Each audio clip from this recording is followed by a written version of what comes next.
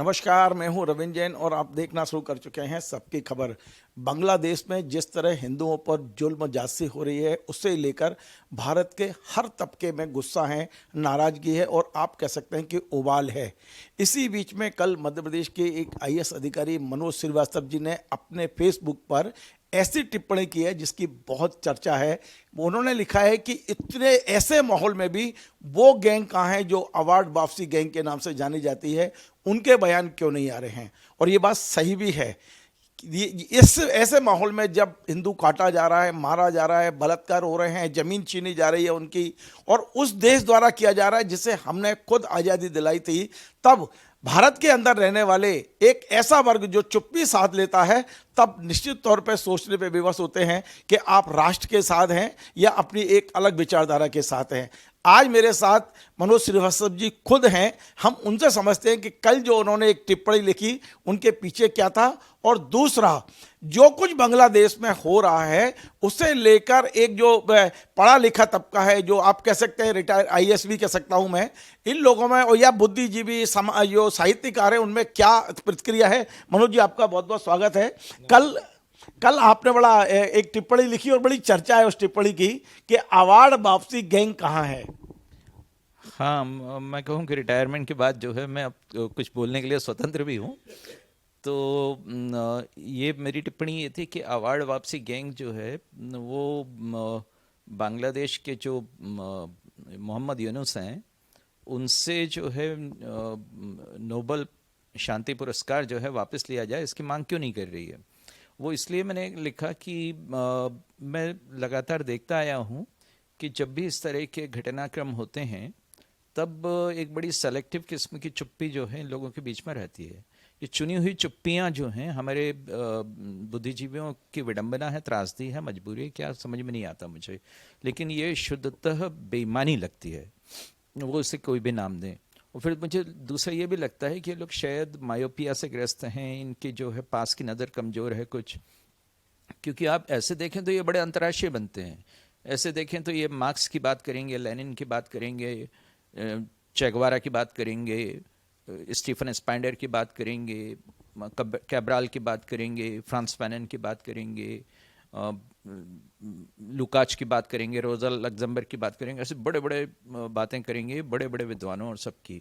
ऐसा लगता है कि इनकी दृष्टि जैसे वैश्विक है, लेकिन जो है अपने पड़ोस में नहीं दिखाई देता इन्हें बलूचिस्तान में हुए अत्याचार नहीं दिखाई देते, इन्हें जो है बांग्लादेश में होने वाली चीज़ें नहीं दिखाई देती, इन्हें सिंध में जो हो रहा था वो नहीं कभी दिखाई दिया, इन्हें पाकिस्तान में जो हो रहा था हिंदुओं के साथ वो कभी नहीं दिखाई दिया। लेकिन जो है वो दूर की बड़ी बड़ी बातें करते हैं रशियन क्रांति और चीनी क्रांति की। बल्कि जिस तरह की शुरू की इनकी प्रतिक्रियाएं थीं तो उसमें तो ऐसा लग रहा था कि ये लोग उसको लगभग बोल्शेविक क्रांति के स्तर पर देख रहे थे जो बांग्लादेश का घटनाक्रम था। इनफैक्ट श्रीलंका और बांग्लादेश इन दोनों में जो घटनाक्रम हुए उस पर जो है कभी आप हमारे कुछ कवियों की कविताएं देखिए तो ऐसा लगता है कि वो लोग जो है माबोक्रेसी का उत्सव मना रहे हैं। एक डेमोक्रेटिक तरीके से निर्वाचित सरकार को भीड़ के द्वारा अपदस्थ किया जाना, जो एक कहना चाहिए कि प्रजातंत्र के जितने भी शुभचिंतक लोग हैं पूरे विश्व में उन सब के लिए एक चिंता का विषय होना चाहिए था। लेकिन यहाँ तो जो लोग इस तरह की माबोक्रेसी का उत्सव मना रहे थे, और आज जब वही माबोक्रेसी जो है वो जगह जगह अपने कहना चाहिए हथियार लेकर अल्पसंख्यकों को वहाँ पर बांग्लादेश में ढूंढ रही है और उनकी हत्या कर रही है, उनकी स्त्रियों के साथ बलात्कार कर रही है, मंदिर को ढाया जा रहा है, तब जो ये लोग जो कि मॉब लिंचिंग पर बड़ा बोलते थे वो इस मॉब के कृत्यों पे एकदम चुप हैं। तो इसलिए मैंने कहा कि जरा कुछ लिख दिया जाए। आपने कहा कि ये एक पूरी गैंग वहां पर जो हो रहा है उस पर चुप्पी साधे हुए है, और एक इशारा किया है कि वहां लोकतांत्रिक सरकार जो गिरी है उसकी खुशी मना रहे थे। हमने देखा कि भारत के अंदर और मध्य प्रदेश में भी कांग्रेस के कुछ नेता और कुछ साहित्यकार ये कह रहे थे कि यही हालत, किसान नेताओं को भी मैंने सुना कि यही हालत मध्य प्रदेश, यही हालत भारत के अंदर हो जाएंगे जो बांग्लादेश में हो रहे हैं। कैसा लगा जब ये बयान पढ़े आपने? हाँ, वही मुझे लगा कि यदि ये माबोक्रेसी है और यही इन लोगों की जो कहना चाहिए कि कुंठित इच्छाओं की, अतृप्त इच्छाओं की जो है जो अवदमित इच्छाएं थीं उनके उससे निवृत्ति या निर्वाण का जो है इनका मार्ग बन गया है, तो इनको क्या कहा जाए।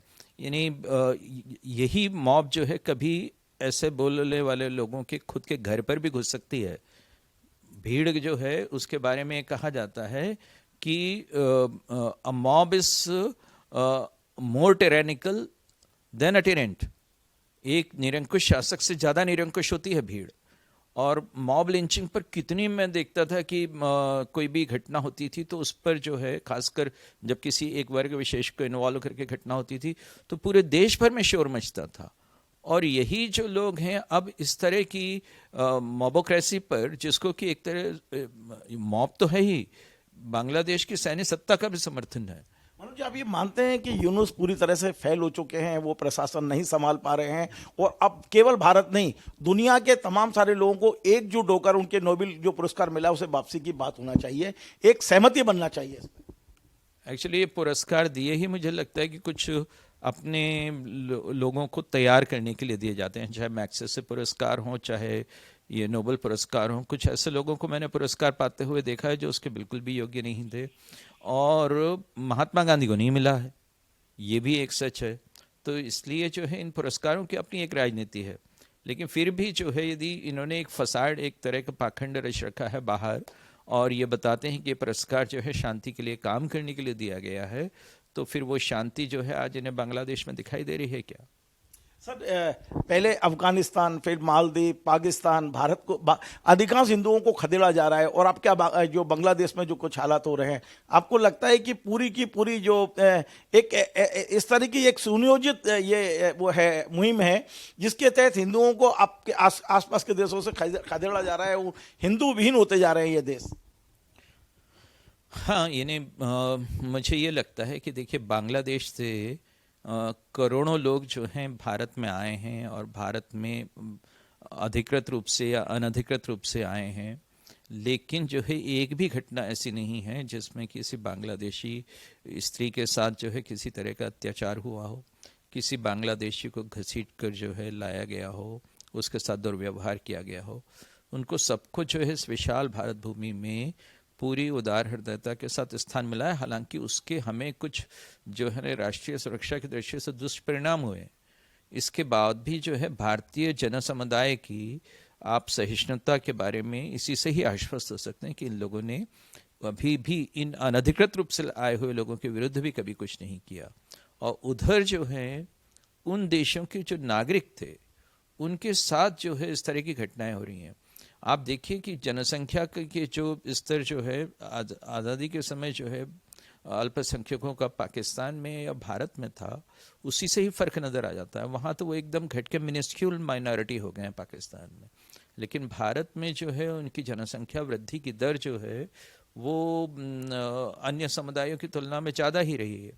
तो इसका मतलब ये है कि भारत में जो है इस तरह का कहीं कोई वो देखने में नहीं आता। हम उस तरह के व्यवहार की अपेक्षा अपने पड़ोसियों से करने के अधिकारी हैं, वो प्रतिदान लेकिन जो हमें नहीं मिल रहा, ये देखकर मुझे बड़ा दुख होता है। और दूसरी चीज़ ये है कि इन देशों में एक तो ये है कि इनके साथ जो किया जा रहा है यानी शारीरिक रूप से जो हिंसा, वो तो एक अलग बात ही है। यहाँ कुछ ऐसी संरचनाएं बनाई गई हैं कि जिसके माध्यम से हिंदुओं का एम्पावरिशमेंट हो, उनको दरिद्रीकरण हो।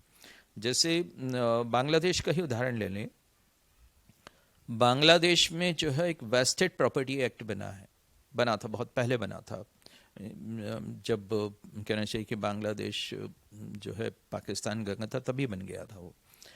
तो उस वेस्टेड प्रॉपर्टी एक्ट के भीतर राज्य को यह अधिकार प्राप्त था वो कि किसी भी नागरिक को शत्रु घोषित करके और उसकी संपत्ति जो है राज्याधीन कर सकता है। वहाँ बांग्लादेश में जो है इस वेस्टेड प्रॉपर्टी एक्ट के भीतर करीब 75% हिंदुओं की ज़मीनें छीन ली गई, और कहना चाहिए 8,48,000 से ज़्यादा जो हिंदू हैं उनकी संपत्ति जो है वो छीनी जा चुकी है। उसमें से 41% संपत्ति जो है वो अवामी लीग के लोगों को मिली है और 33% जो है बीएनपी के लोगों को मिली है। लेकिन हुआ यह है कि हिंदुओं की ज़मीनें छीनी गईं, उनको जो है राज्याधीन कर लिया गया और उनका एम्पावरिशमेंट हुआ। जबकि इधर भारत में आप देखिए तो वक्फ बोर्ड है जो निरंतर अपनी ज़मीनें बढ़ाता जा रहा है। तो वहाँ तो भारत में तो ये क्लेम करते हैं और इनको ज़मीन मिलती है, और उधर जो है वहाँ जो रही सही जो ज़मीन थी वहाँ के नागरिकों के पास उन ज़मीनों को छीना जा रहा है। तो एक दरिद्रीकरण की प्रक्रिया है जो इन देशों में चल रही है जहाँ पर कि जो है इस तरह की भारतीय या कहना चाहिए कि हिंदू आबादी है। ये सब चीज़ें ये देख के दुख होता है कि किस तरह का लोकतंत्र है, और इसको किस विश्व का अपने को सबसे बड़ा लोकतंत्र कहने का दावा करने वाली जो अंतर्राष्ट्रीय शक्ति है वो इन लोगों के प्रति कैसे सहानुभूतिशील होती है, ये देख के बड़ा आश्चर्य होता है। ये डबल स्टैंडर्ड्स है। मनोज जी, बांग्लादेश करीब 70% उसकी बाउंड्री भारत से लगती है। भारत यदि उसको सामग्री भेजना बंद कर दे, खाद्य सामग्री या उनको रॉ मटेरियल, तो वो तो वहाँ पर भूखे मरने की स्थिति आ जाएगी। ऐसे में भारत की सहनशीलता कब तक भारत सहन करेगा? कब ऐसे एक्शन लिए जाएंगे? जैसे पाकिस्तान ने अटैक किया था तो हमने एक तरह से पलट अटैक किया था, और उसके बाद पाकिस्तान आज तक खामोश बैठा हुआ है।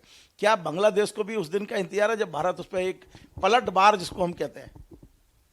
अब ये तो कहना चाहिए मेरे स्तर से ज़्यादा का विषय है।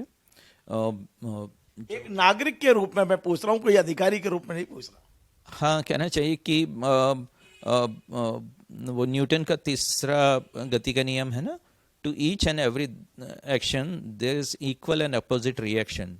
तो न्यूटन की गति का नियम तो जो है वो भौतिकी का सिद्धांत ही है। भौतिकी के सिद्धांत जो हैं वो प्रवर्तित होने से रोके नहीं जा सकते हैं, क्योंकि वो तो प्रकृति के सिद्धांत हैं। आपको लगता है कि भारत पलटवार करेगा? To each and every action there will be an equal and opposite reaction.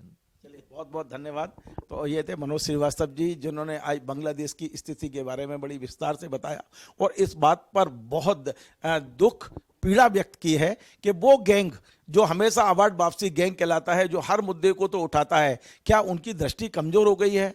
क्यों नहीं ये मुद्दे उनको दिखाई देते हैं? तमाम अंतर्राष्ट्रीय मंचों पे चिल्लाने वाले जब भारतीय लोगों पर, जब हिंदुओं पर बांग्लादेश में अत्याचार होता है, पाकिस्तान में होता है, अफगानिस्तान में होता है, मालदीव में होता है, तब इनकी चुप्पी क्यों होती है? बहुत बड़ा मुद्दा आज मनोज जी ने उठाया, मैंने उनसे विस्तार से बात की है। आपको ये चर्चा पसंद आए, इसे शेयर करें, लाइक करें, कमेंट करें, और आपसे बार बार निवेदन है हमारे इस चैनल को सब्सक्राइब अवश्य करें। धन्यवाद।